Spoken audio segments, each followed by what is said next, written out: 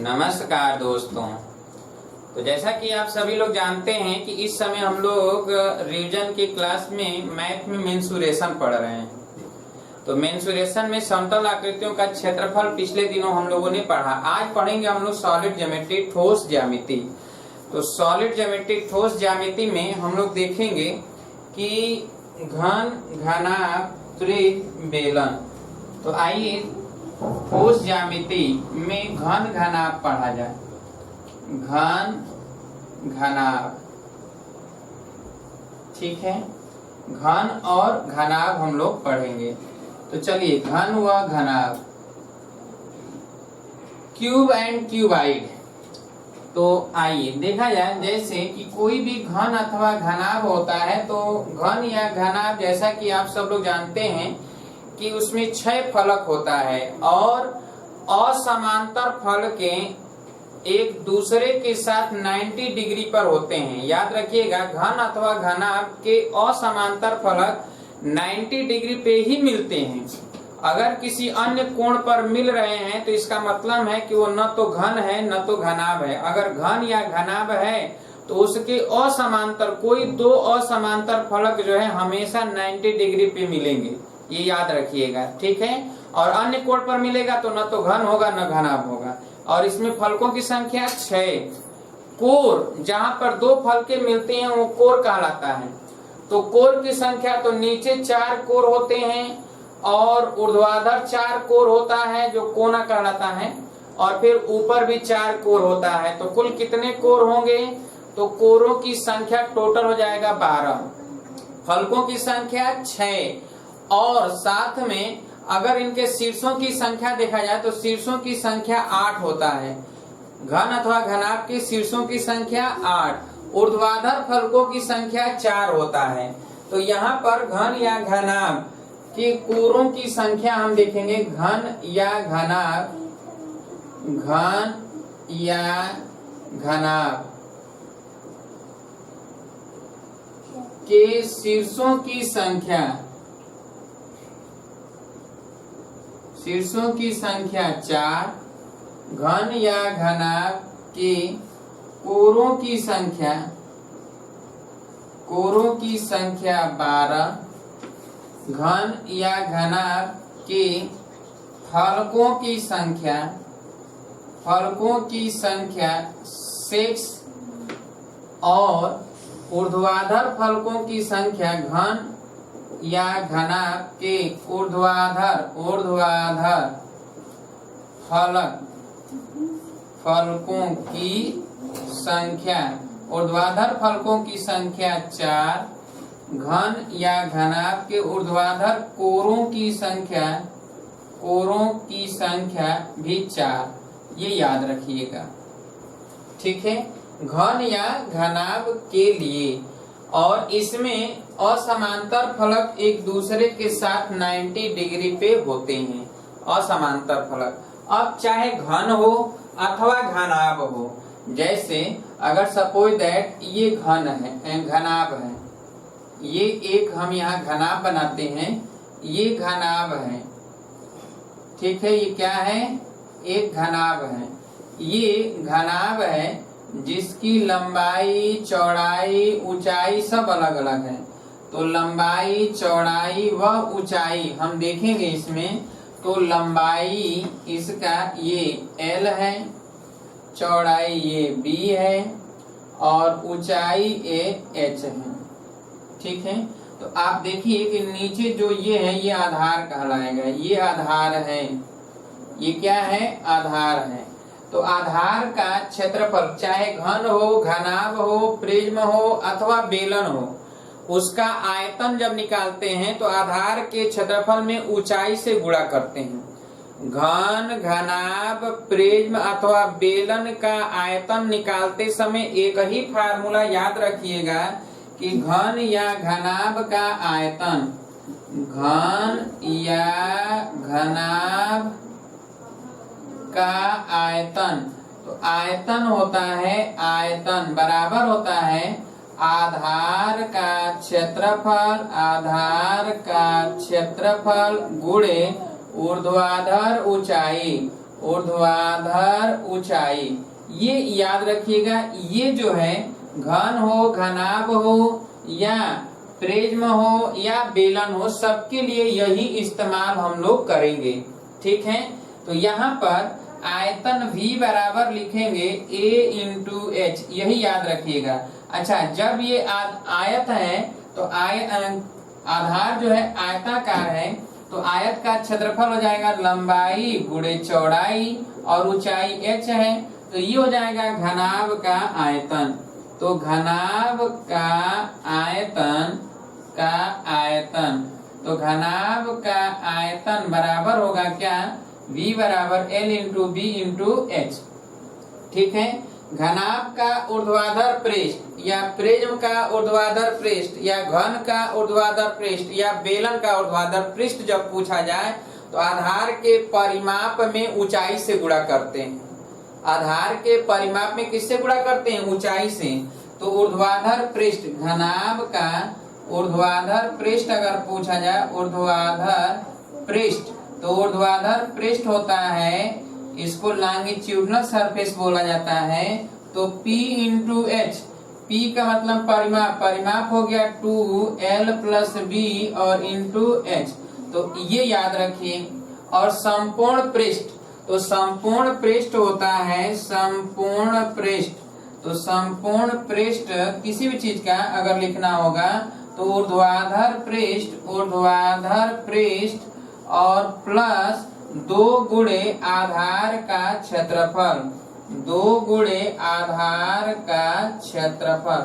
ये हमेशा याद रखिएगा, चाहे प्रिज्म हो या बेलन हो या पिरामिड हो, प्रिज्म, बेलन, बेलन और घन तथा घनाभ, इनके लिए ऊर्ध्वाधर पृष्ठ में 2 गुणे आधार का क्षेत्रफल जोड़ देंगे। ऊर्ध्वाधर पृष्ठ है क्या? 2L plus B plus into H, और आधार का क्षेत्रफल L इंटू बी, तो L इंटू बी ये भी होगा, तो ये और ये जोड़ देंगे तो निकल जाता है संपूर्ण पृष्ठ। जब इतना करेंगे तो ये आएगा 2LB plus BH plus HL। ठीक है, तो जरा लिख लीजिए जल्दी से इसे। घनाभ के लिए लंबाई, चौड़ाई, ऊंचाई सब दिया गया है। हो गया?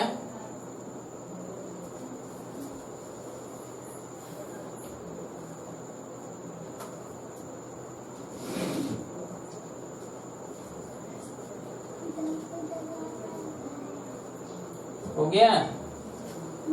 चलिए,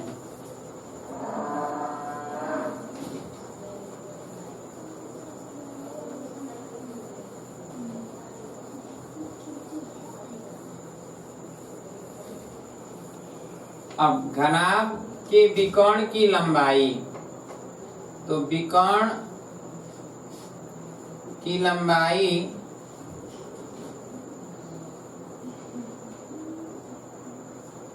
की लंबाई पूछा जाए तो under root L square plus B square plus H square होता है।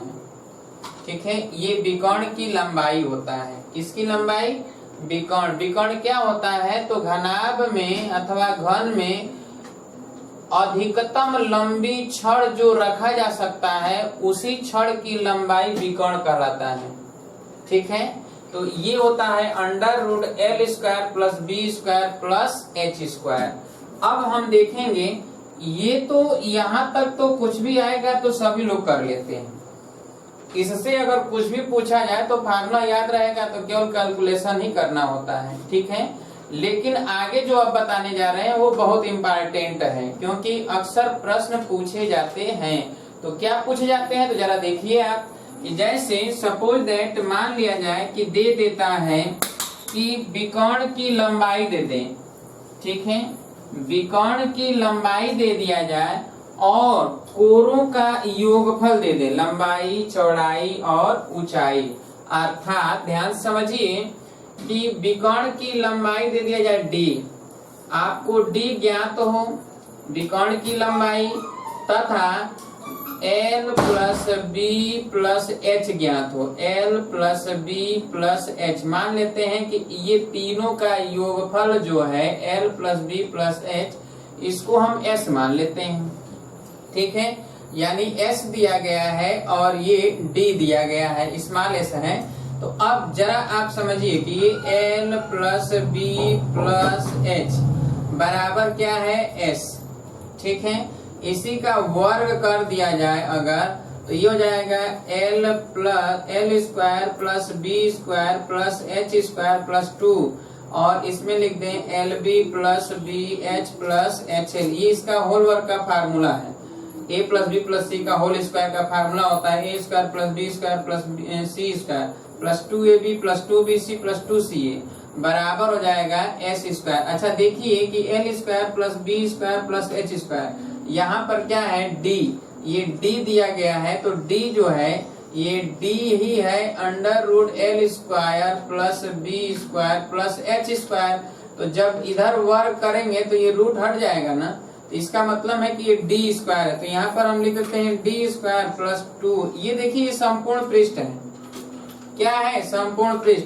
तो संपूर्ण पृष्ठ को कैपिटल एस लिख दिया जाए और बराबर स्मॉल एस स्क्वायर या पी जो भी रखना चाहते हैं। अगर एस में दिक्कत हो रहा है तो इसको पी कर दीजिए, यहाँ पर योगफल को क्या कर दीजिए पी, चाहे के जो भी करना चाहते हैं। तो यहाँ पर पी स्क्वायर हो जाएगा।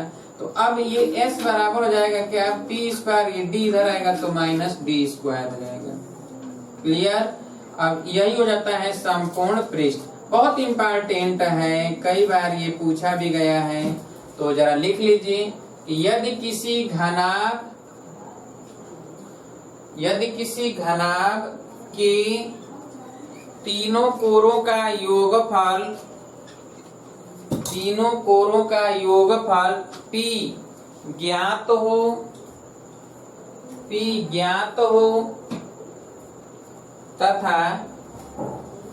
तथा विकर्ण की लंबाई d ज्ञात हो तो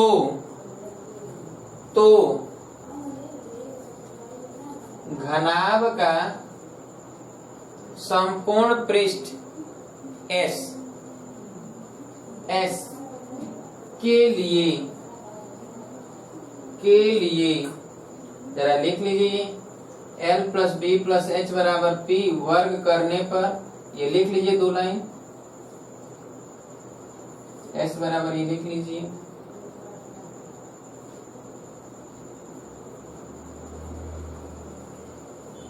हो गया।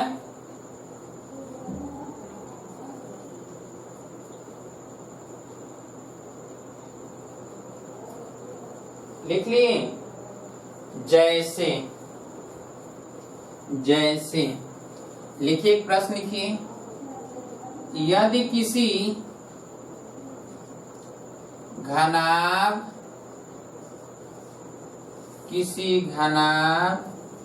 के तीनों कोरों का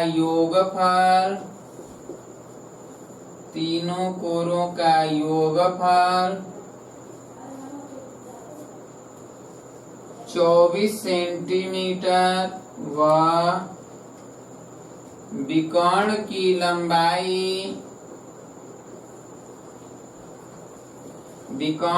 लंबाई 13 सेंटीमीटर हो तो संपूर्ण पृष्ठ ज्ञात कीजिए। संपूर्ण पृष्ठ ज्ञात कीजिए। संपूर्ण पृष्ठ S, तो हमें पता है कि S बराबर P square minus D square. P तीनों का योगफल 24 दिया है तो 24 का स्क्वायर, D विकर्ण की लंबाई 13 तो 13 का स्क्वायर। अब देखिए इसको ऐसे भी लिख सकते हैं कि 24 प्लस 13 एक में और 24 माइनस 13 एक में, ठीक है। तो अब यहाँ पर क्या हो जाएगा 24 और 13 जोड़ दें तो ये हो जाएगा 37 गुणे 24 में से 13 निकाल दें तो 11। अब 37 में 11 का गुणा कर दें तो ये तो 7 हो जाएगा, 7 3 10 हो जाएगा, 3 और 0 3 1 4 हो जाएगा। तो 407 वर्ग सेंटीमीटर गुणा कर लीजिएगा, यही आएगा, ठीक है।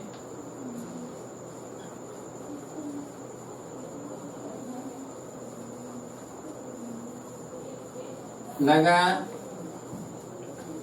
अब देखिए हो गया। अब देखिए जैसे घनाभ है, घनाभ के असमांतर फलकों का क्षेत्रफल दिया जाए, यानी आधार का दे दे एक और चारों दीवारों में दो असमांतर दीवारों का क्षेत्रफल दे दे, ठीक है। तो पूरा आयतन पूछा जा सकता है, या कोर की लंबाई पूछा जा सकता है, चौड़ाई पूछा जा सकता है, या ऊंचाई पूछा जा सकता है। कैसे आप निकालेंगे जरा यहाँ पर समझ लेते हैं।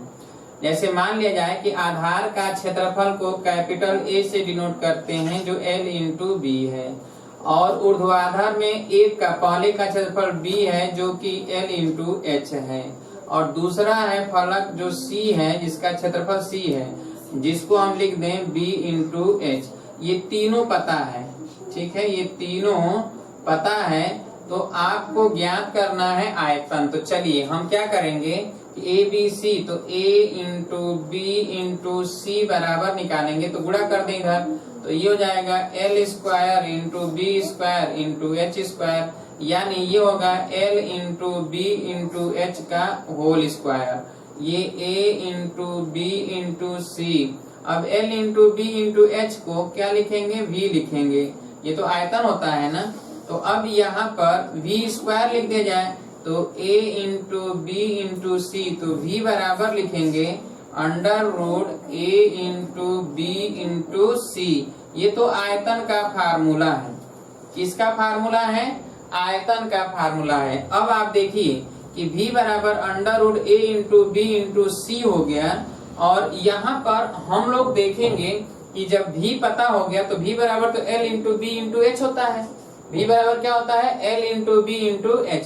तो जब under root A into B into C आ गया तो L into B into H आ गया। अगर हमें L का मान निकालना है तो हम इसी में B इंटू एच से भाग दे दें, अर्थात इसी में हम अगर L का मान निकालना है तो B इंटू एच से भाग देंगे। तो V अपान, तो V की जगह पर क्या लिखेंगे, under root A into B into C upon क्या लिखेंगे, C लिखेंगे, ठीक है। तो ये L आ जाएगा। और उसी तरह अगर हमें निकालना है क्या, B निकालना है, तो अगर B निकालना है तो L इंटू एच से भाग दे दें, under root A into B into C upon B से भाग दे दें, तो L इंटू एच से भाग देंगे तो क्या निकल जाएगा, B आ जाएगा। अब देखिए L इंटू एच से भाग देंगे तो B आ गया। और अब अगर H निकालना है तो under root A into B into C upon, अब इस बार जो है C से B से तो A से भाग दे देंगे तो निकल जाएगा। तो लिख लीजिए जरा, यदि किसी घनाभ के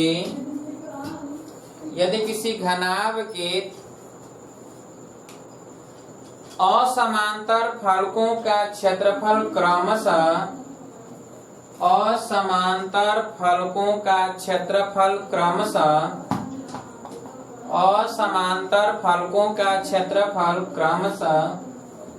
A कैपिटल लेटर में लिखिएगा A B व C हो, तो घनाभ का आयतन V बराबर, लिखिए under root A into B into C, under root A into B into C, तथा अब लिखिए L बराबर स्मॉल L लंबाई बराबर, L बराबर under root A into B into C upon C. फिर B बराबर चौड़ाई, B बराबर under root A into B into C upon B, या चाहे आयतन आप निकाल चुके हैं तो इसी V में B से भाग दीजिएगा, फिर B में A से भाग देकर H का मान लिख लीजिए। होता है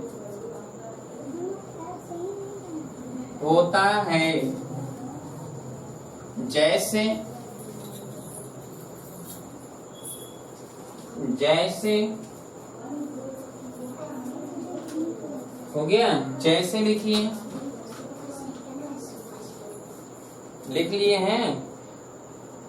बोला जाए प्रश्न? चलिए लिखिए। किसी घनाभ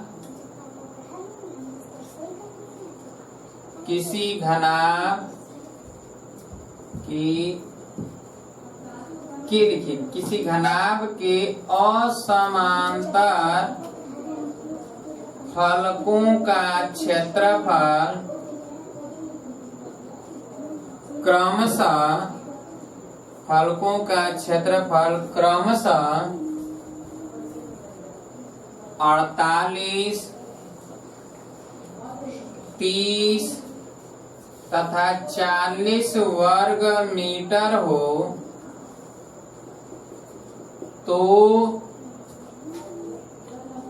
घनाभ का आयतन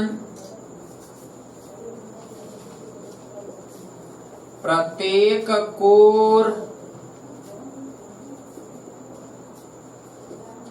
व विकर्ण की लंबाई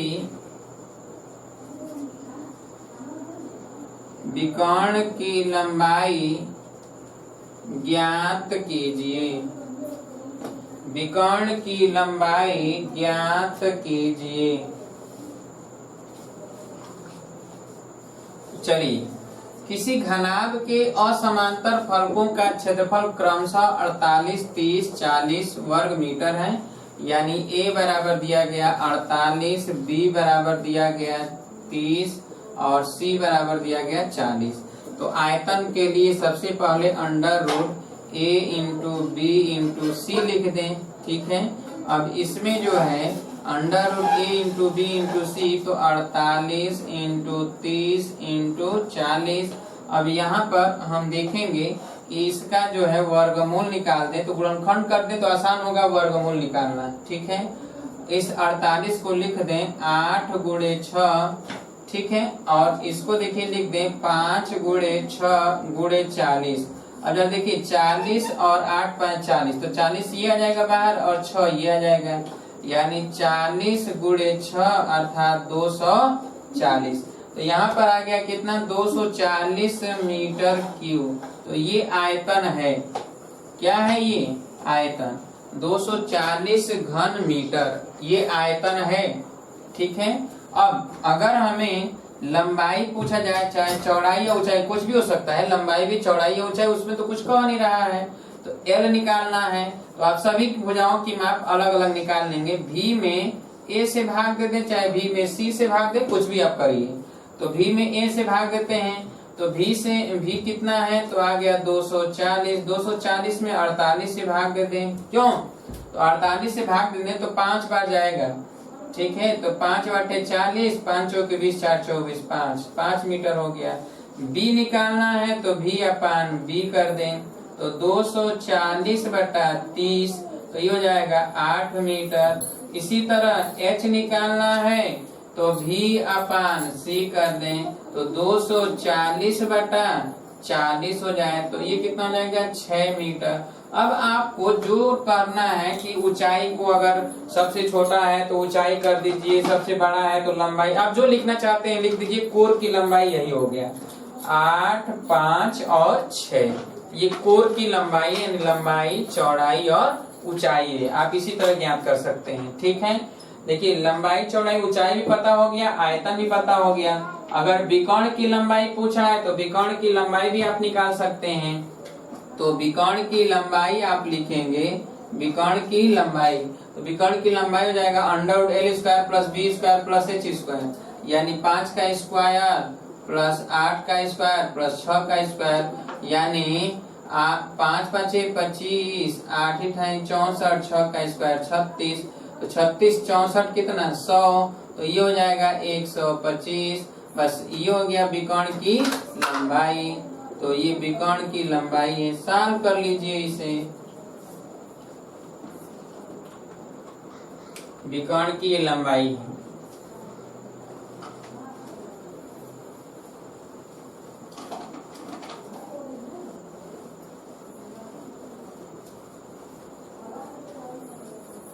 आई बात समझ में? उम्मीद है अब तो हो जाएगा। ठीक इसी तरह घन के लिए किसके लिए? घन के लिए। हटा दें इसको।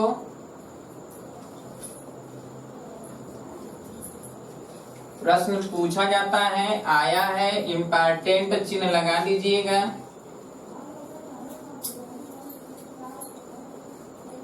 चलिए घन के लिए देखा जाए तो घन जैसे घनाभ है ठीक इसी तरह घन होता है, लेकिन घन में क्या होता है? कंडीशन है कि सभी कोण बराबर होते हैं, सभी फलक भी बराबर होते हैं, सभी फलक की लंबाई सभी फलक का क्षेत्रफल बराबर, यानी इसकी लंबाई चौड़ाई और ऊंचाई सब बराबर, यानी ये भी ए, ये भी ए, ये भी ए, अर्थात ऊंचाई भी ए, चौड़ाई भी ए और लंबाई भी ए। ठीक है, ये जो है आधार है, क्या है ये? आधार, ये आधार है। ठीक है, आधार का क्षेत्रफल तो ए स्क्वायर, तो वही चीज होगा कि घन का आयतन, घन का आयतन, तो घन का आयतन लिखेंगे v बराबर a इंटू एच। तो a का a स्क्वायर और h है a, तो गुणा करेंगे तो a क्यू हो जाएगा, तो घन का आयतन हो जाएगा a क्यू। ठीक है, और घन का ऊर्ध्वाधर पृष्ठ, घन का ऊर्ध्वाधर पृष्ठ, ऊर्ध्वाधर पृष्ठ, तो घन का ऊर्ध्वाधर पृष्ठ जो होता है वो 4a स्क्वायर, 4 ही तो फलक होगा ना, 4 दीवार होता है, दीवारों का क्षेत्रफल, और घन का संपूर्ण पृष्ठ, घन का संपूर्ण पृष्ठ, तो संपूर्ण पृष्ठ अगर पूछा जाए तो ये s से डिनोट करेंगे, ये होता है 6a स्क्वायर, क्योंकि 6 फलक होता है, और घन का विकर्ण, तो विकर्ण की लंबाई, विकर्ण की लंबाई, तो विकर्ण की लंबाई देखा जाए तो a√3 होता है, विकर्ण की लंबाई क्या होता है? a√3, तो देखिए विकर्ण की लंबाई a√3, संपूर्ण पृष्ठ 6a स्क्वायर और ये 4a स्क्वायर होता है। ठीक है, तो लिख लीजिए घन के लिए, घन के लिए लिख लीजिए,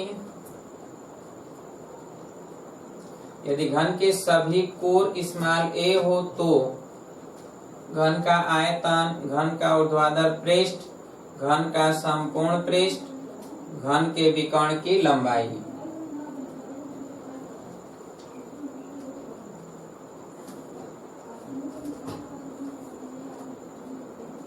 हो गया?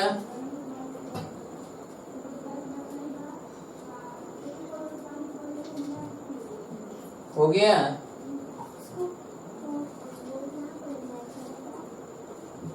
जैसे जैसे लिखिए, यदि किसी घन की विकर्ण की लंबाई, विकर्ण की लंबाई 20√3 सेंटीमीटर हो तो घन का संपूर्ण पृष्ठ ज्ञात कीजिए, संपूर्ण पृष्ठ ज्ञात कीजिए।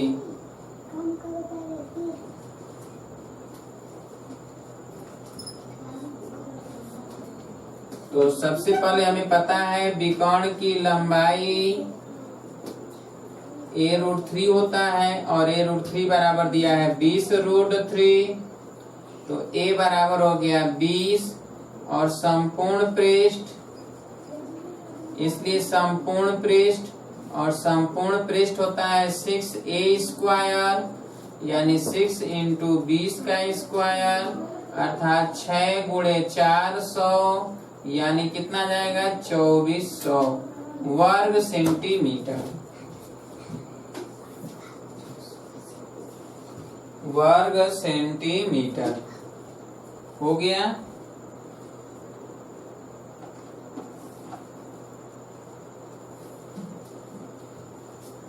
हो गया? तो ये था घन, क्या है ये? घन। अब जरा देखेंगे कि यदि कई ठे घन जो है सटाकर घनाभ बनाया जाए।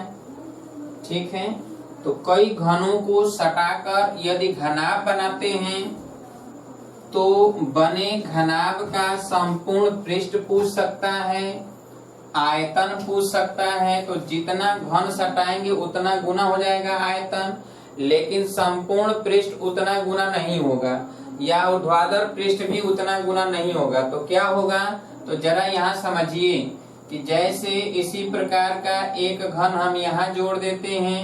सपोज दैट, मान लिया जाए कि इसी प्रकार का एक घन हमने जोड़ दिया यहाँ पे, तो ये घन हमने जोड़ दिया यहाँ, एक घन और जोड़ दिया, दो घन हो गया। कितने घन हो गए, दो। एक और जोड़ देते हैं, चलिए एक और घन जोड़ दिया हमने यहाँ पर। ठीक है, एक और घन जोड़ दिया यहाँ पर, तो ये तीन घन को हमने जोड़ दिया। अब अगर पूछा जाए इसका ऊर्ध्वाधर पृष्ठ, केवल ऊर्ध्वाधर पृष्ठ अभी की बात करते हैं, तो चलिए ऊर्ध्वाधर पृष्ठ में देखिए, जब यहाँ पर एक घन है और ये एक घन है, तो जो यहाँ पर जो फलक है, दो फलक हट गए यहाँ पे, यानी ये दोनों फलक का क्षेत्रफल काउंट नहीं करेंगे, क्योंकि वो तो चिपका हुआ है ना, सटा हुआ, वो दिखाई नहीं देगा। यहाँ पर भी दो फलक है, देखिए यहाँ पर भी दो फलक है, एक तो इस घन का फलक इधर है और एक इधर, तो दो फलक वो भी नहीं दिख रहा है, उसका भी क्षेत्रफल हट जाएगा। यानी आप देखिए तो यहाँ पर दो और दो, ये चार फलक पूरे में से हट जाएंगे। तो केवल किस में से चार फलक हट जाएंगे, तो ऊर्ध्वाधर फलक में से।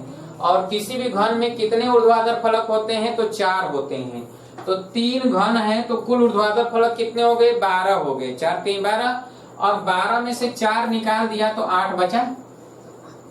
12 में से 4 निकाल दिया तो क्या बचा, 8। अब जरा ध्यान से समझिएगा कि यहाँ पर अगर हम ऐसे करें तो क्या कर सकते हैं कि देखिए इसमें क्या है कि सभी में दो दो फलक दिखाई दे रहा है, एक इधर का एक इधर का, दो एक इधर का एक इधर का, उधर का दो, एक इधर का एक उस साइड का, दो ऊर्ध्वाधर में दो इसका दो इसका दो इसका, लेकिन इधर किनारे वाले का एक और इधर और एक इधर, यानी दो दो फलक दिखाई दे रहा है। तो जितने भी होंगे तो उसका 2 गुना, 3 घन है तो 3 दूना के 6, और एक इधर 7 और एक इधर लास्ट वाला दोनों का 8। वैसे भी 8 हो रहा था।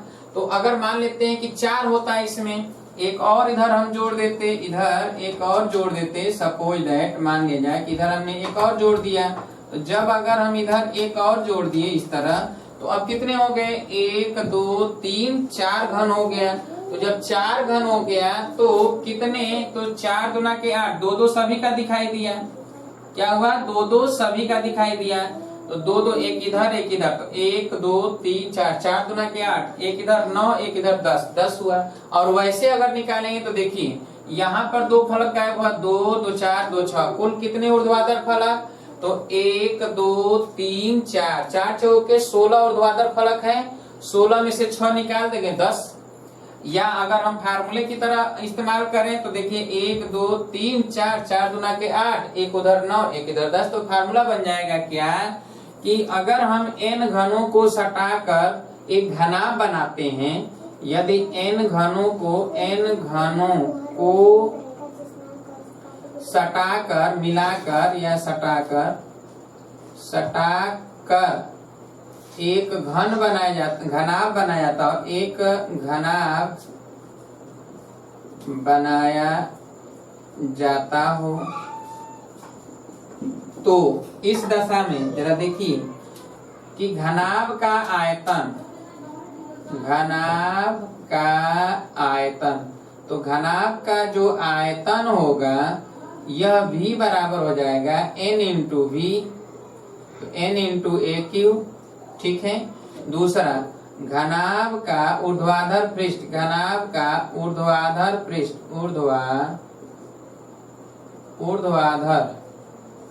ऊर्ध्वाधर पृष्ठ लॉन्गिट्यूडिनल सरफेस, तो ये हो जाएगा कितना, तो यहाँ पे हो जाएगा 2n प्लस 2 और इंटू ए स्क्वायर।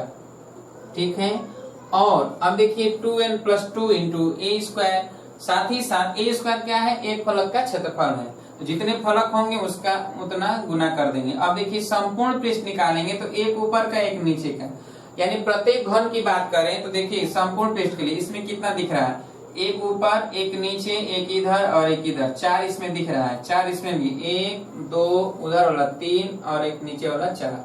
ठीक है, इसमें भी एक इधर का एक उस साइड का एक ऊपर का एक नीचे का, 4 इसमें भी एक इधर का एक उधर का एक ऊपर का एक नीचे, 4 तो सभी में दिखाई दे रहा है, लेकिन पहले वाले का भी एक इधर दिखाई देगा, इधर वाले का। यानी जब संपूर्ण पृष्ठ पूछे, संपूर्ण पृष्ठ, तो संपूर्ण पृष्ठ निकालते समय आप क्या करेंगे, यहाँ पर 4n और +2 करेंगे, लास्ट वाला और पहला वाला, और इंटू a²। तो ये हो जाता है n घनों को जब सटाकर घनाभ बनाया जाता है उस दशा में। तो लिख लीजिए जरा इसे, यदि n घनों को सटाकर घनाभ बनाया जाए, n घनों को सटाकर घनाभ बनाया जाए तो n घनों को सटाकर घनाभ बनाया जाए तो ये लिख लीजिए, जल्दी से लिखिए, चित्र बना लीजिए जरा इसे, इस चित्र को भी बना लीजिए और ये लिख लीजिए, जल्दी से लिखिए।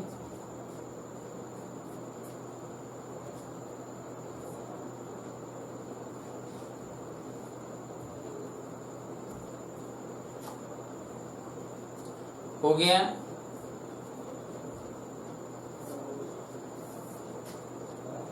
लिख लिए।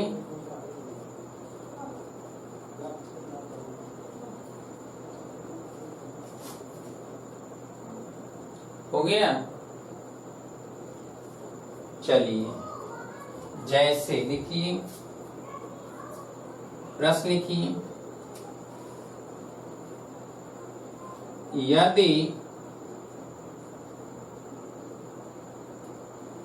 20 सेंटीमीटर भुजा के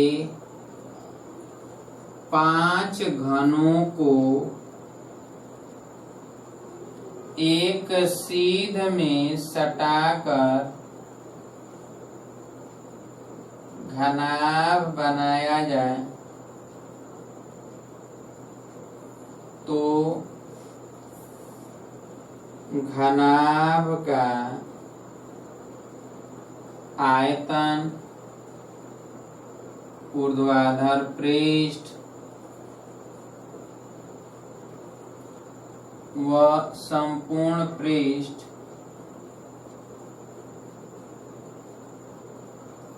ज्ञात कीजिए। ऊर्ध्वाधर पृष्ठ व संपूर्ण पृष्ठ ज्ञात कीजिए। तो चलिए आइए देखा जाए, यहाँ पे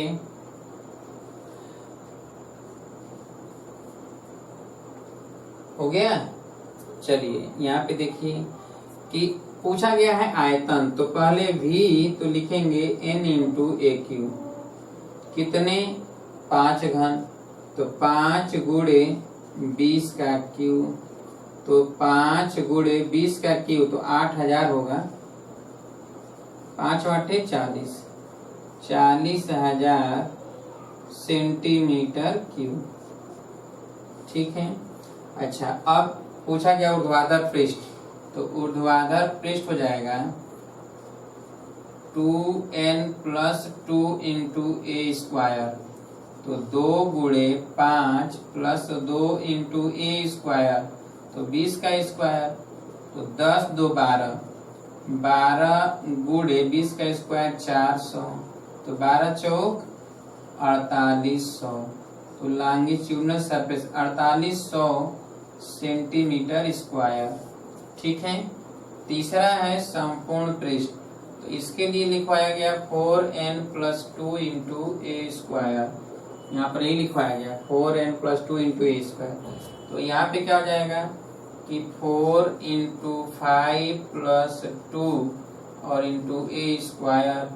तो चलिए 5 के 20 2 22, 22 गुणे, तो यहाँ पर 20 का स्क्वायर कर देते हैं, गुणे 400, तो 0 0, 4 दूना के 8, 4 दूना के 8, तो S बराबर हो गया 8800 सेंटीमीटर स्क्वायर। तो लिख लीजिए, इससे पूछा जाता है, याद रखिएगा इसे। हो गया, हटा दिया जाए।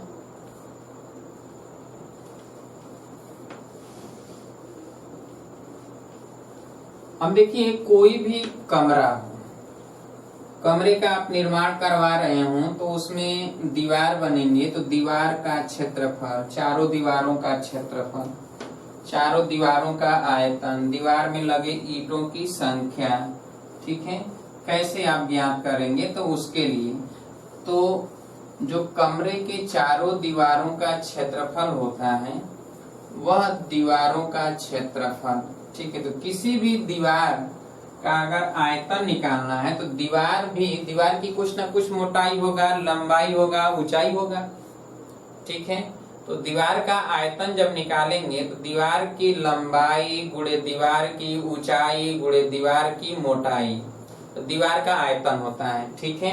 दीवार की लंबाई, तो लिख लीजिए जरा, किसी दीवार का आयतन, किसी दीवार का आयतन, दीवार का आयतन, दीवार का आयतन होता है दीवार की लंबाई, लंबाई गुणे ऊंचाई गुणे मोटाई, मोटाई दीवार का आयतन, याद रखिएगा इसे। अब लिखिए कमरे के चारों दीवारों का क्षेत्रफल, कमरे के चारों दीवारों का क्षेत्रफल, चारों दीवारों का क्षेत्रफल, तो चारों दीवारों का क्षेत्रफल क्या होगा, कमरे का आधार का परिमाप, कमरे का परिमाप, कमरे का परिमाप गुणे ऊंचाई, ठीक है। कमरे के चारों दीवारों का आयतन, दीवारों का आयतन बराबर होगा कमरे का परिमाप,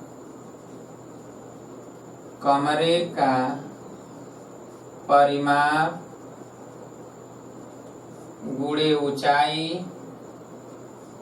गुणे दीवार की मोटाई, दीवार की मोटाई,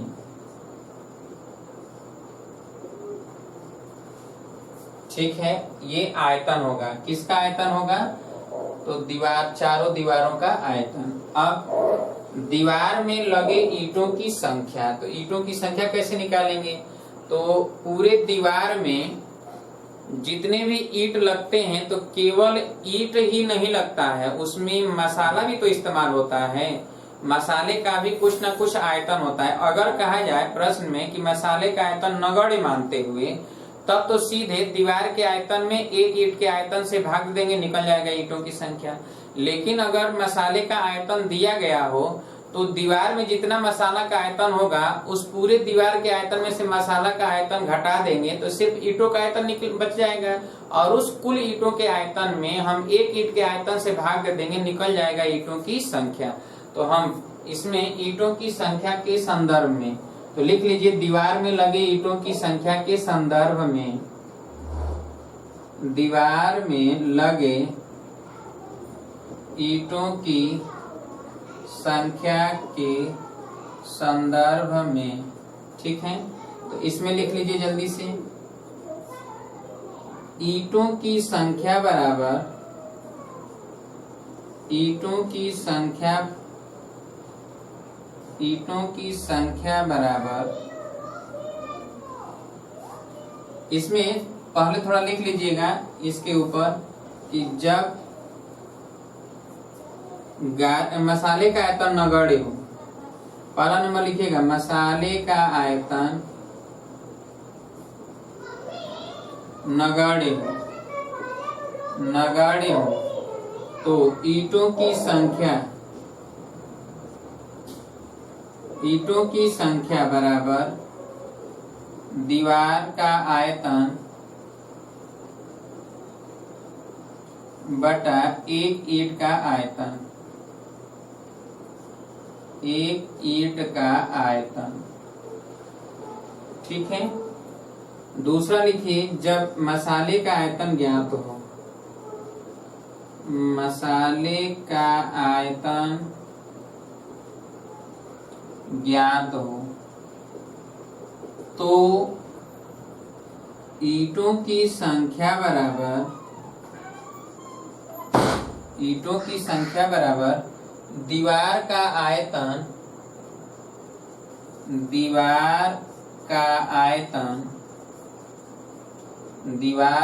आयतन माइनस मसाले का आयतन और ईंट का आयतन। एक ईंट का आयतन, एक ईंट का आयतन। ठीक है, तीसरा नंबर लिखिए। तीसरा नंबर, जब प्रत्येक ईंट में लगे मसाले का आयतन ज्ञात हो।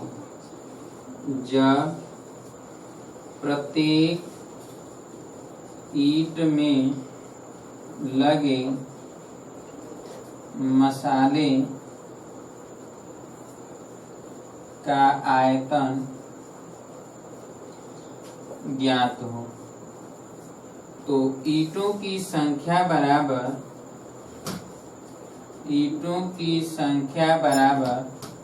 दीवार का आयतन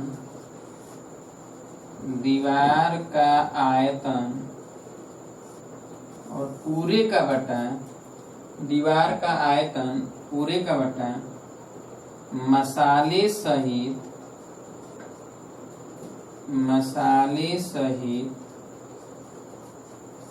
एक ईंट का आयतन। एक ईंट का आयतन, एक ईंट का आयतन। ठीक है, चलिए लिख लीजिए जल्दी से।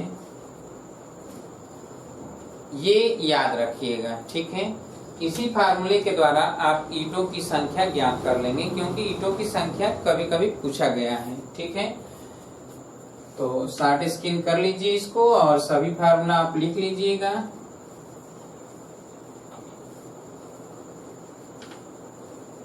हो गया?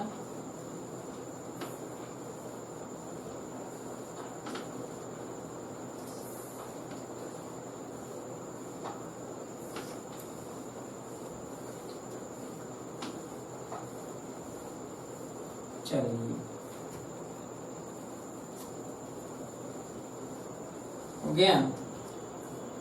अब जब सपोज दैट ऐसा हो कि मान लेते हैं कहीं आप गड्ढा खुदवाते हैं, कुआं खुदवाते हैं, आजकल तो कुआं खुदाता नहीं है, तो कुआं से निकली हुई जो मिट्टी होता है उसे किसी स्थान पर अगर आप बिछवा रहे हैं तो उस पर रोलर चलाकर आप दबा देते हैं ताकि उसके आयतन में कोई वृद्धि न हो, तब तो वह बिछाए गए मिट्टी का आयतन खोदे गए जो कुआं है उसके आयतन के बराबर होगा।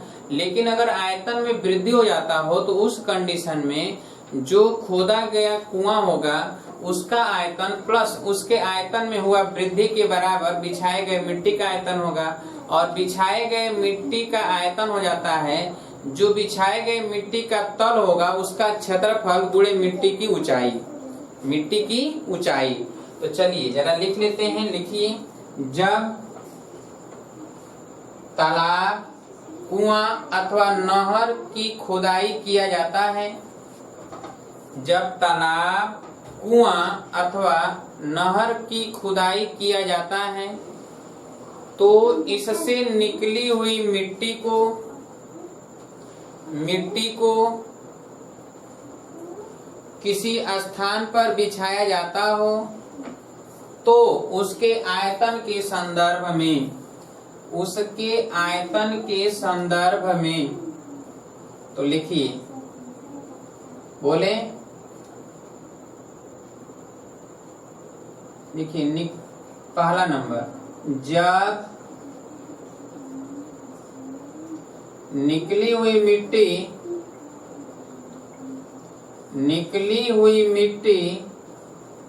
के आयतन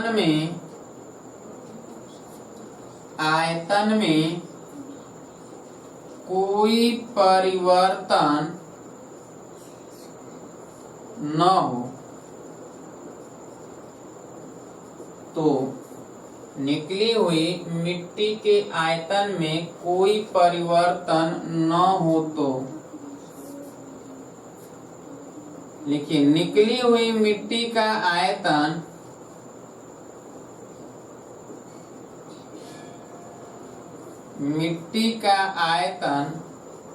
बराबर खोदे गए तालाब, नहर या कुएं का आयतन।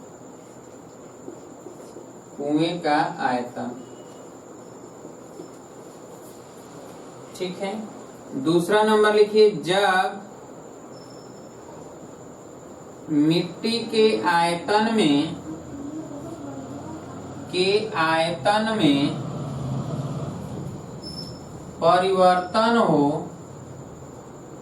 यानी वृद्धि हो, परिवर्तन हो तो निकली हुई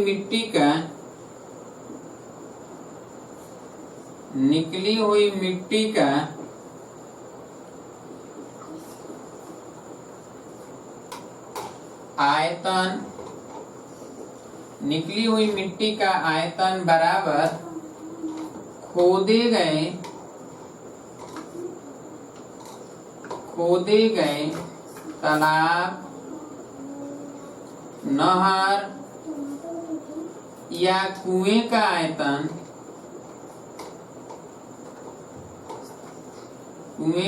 आयतन प्लस आयतन में हुआ वृद्धि।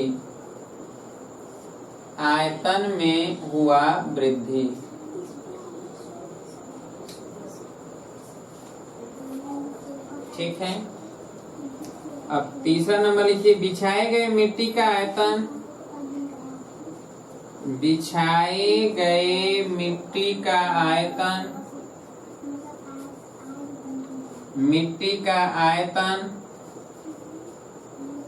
बराबर मिट्टी के तल का क्षेत्रफल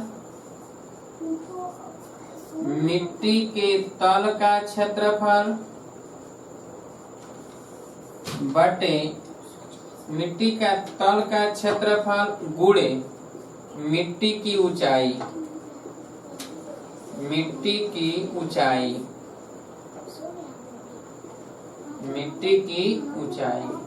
याद रखिएगा इसे। ठीक है, लिख लीजिए। अब देखिए, इसी तरह जब मान लेते हैं कि जब आप घर बनवाते हैं और ईंटों को साफ करना पड़ता है तो आप क्या करते हैं कि ईंटों को पानी में डाल देते हैं। तो जब ईंटों को पानी में डालते हैं तो उस कंडीशन में आप देखते हैं कि उसमें से बुलबुला निकलता हुआ दिखाई देता है।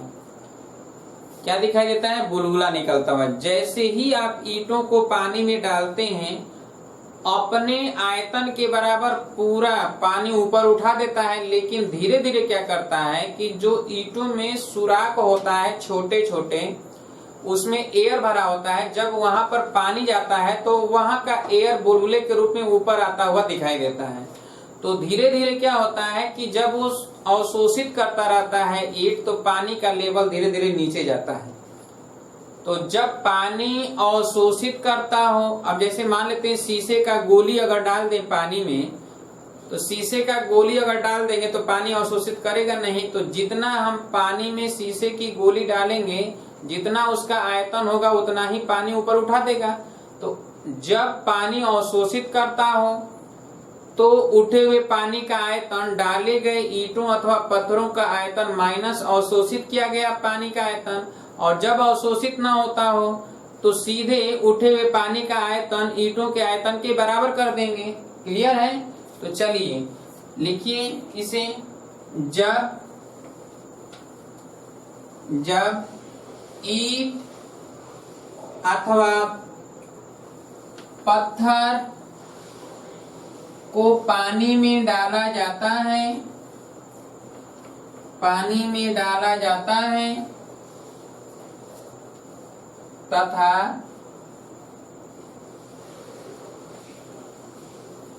पानी ऊपर उठता है तो उठे हुए पानी के आयतन के संदर्भ में, उठे पानी के आयतन के संदर्भ में, तो लिखिए पहला नंबर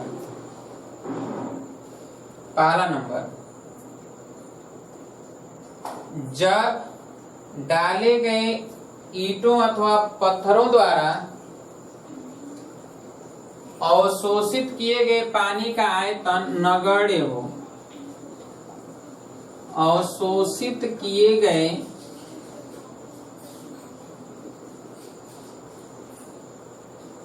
पानी का आयतन नगण्य हो, तो उठे हुए पानी का आयतन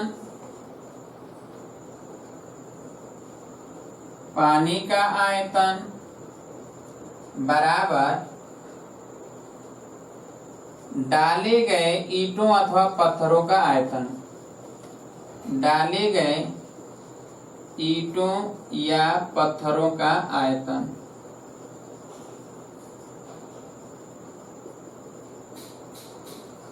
दूसरा, यदि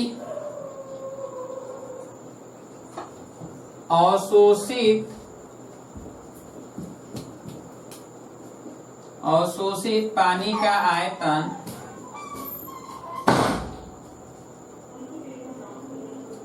ज्ञात हो तो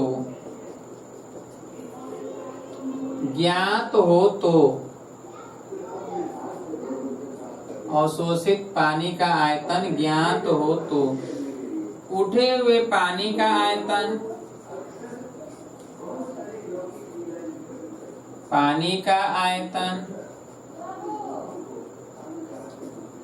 बराबर डाले गए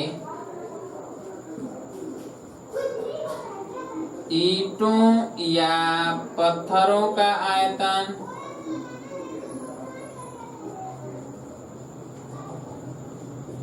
माइनस अवशोषित पानी का आयतन,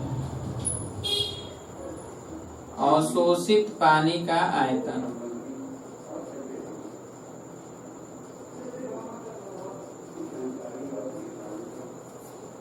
अवशोषित पानी का आयतन। क्लियर है?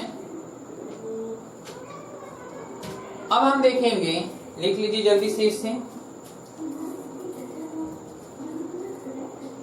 अब हम लोग देखेंगे जैसे कोई पाइप हो, पाइप से टंकी भरा जाए, पानी गिर रहा हो पाइप द्वारा और पानी के गिरने का वेग पता हो, टंकी का आयतन पता हो और पानी के अनुप्रस्थ काट का क्षेत्रफल पता हो, तो कितने समय में टंकी भर जाएगा। तो इससे संबंधित प्रश्न पूछे जाते हैं, कई बार आपके एग्जाम में आया हुआ है। मान लिया जाए कि यह टैंक है और इधर ये पाइप है और इससे जो है इसमें पानी गिर रहा है और इसके पाइप के अनुप्रस्थ काट का क्षेत्रफल ये कैपिटल ए है और इसमें पानी का वेग है v मीटर पर सेकेंड और इसका आयतन है v, इसका जो है आयतन क्या है v, इसी में पानी गिर रहा है। इसका मतलब ये है कि जरा समझिए, यहाँ पर 1 सेकेंड में कितना मीटर पानी इसमें जाएगा, तो v मीटर पानी जाएगा 1 सेकेंड में, क्योंकि v मीटर पर सेकेंड अर्थात जितना यहाँ पानी प्रवेश करेगा उतना ही पानी यहाँ से बाहर निकलेगा। तो 1 सेकेंड में जो पानी का आयतन होगा वो तो आयतन यहाँ से यहाँ तक हो जाएगा ना। तो ये आयतन कैसे निकालेंगे, तो लंबाई गुणे ये अनुप्रस्थ काट का क्षेत्रफल, तो अनुप्रस्थ काट का क्षेत्रफल a पता है और ये v पता है।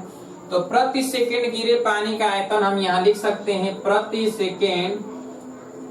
सेकेंड गिरे पानी का आयतन, गिरे पानी का आयतन। तो पानी का आयतन v बराबर हो जाएगा क्या, a इंटू v, और v क्या है, वेग। यहाँ पर स्मॉल v ऐसे कर देते हैं, ठीक है। ये v क्या है, वेग है। अतः पानी टंकी को भरने में लगा समय, टंकी को भरने में लगा समय, तो समय T बराबर टंकी का आयतन और बटा प्रति सेकेंड गिरे पानी का आयतन।